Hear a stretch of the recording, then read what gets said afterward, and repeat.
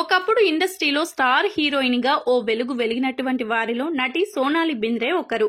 టాలీవుడ్ ఇండస్ట్రీలో స్టార్ హీరోలందరి సరసన నటించిన ఈమె తన వ్యక్తిగత కారణాల వల్ల కొంతకాలం పాటు సినిమా ఇండస్ట్రీకి దూరంగా ఉన్నారు. అయితే తాజాగా ఈమె తన సెకండ్ ఇన్నింగ్స్ ని ప్రారంభించారు.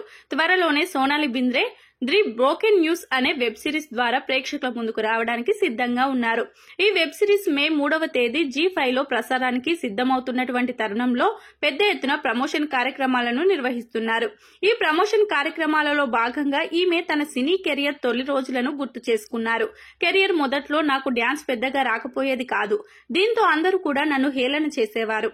ఆ సమయంలో తనకు ఏం చేయాలో దిక్కుతోచేది కాదు. అందుకే వీలైనప్పుడల్లా డ్యాన్స్ ప్రాక్టీస్ చేస్తూ ఉండేదానినని తెలిపారు. ఇక బొంబాయి సినిమాలోని హమ్మ హమ్మ పాటకు ప్రభుదేవ కొరియోగ్రాఫర్ గా చేశారు.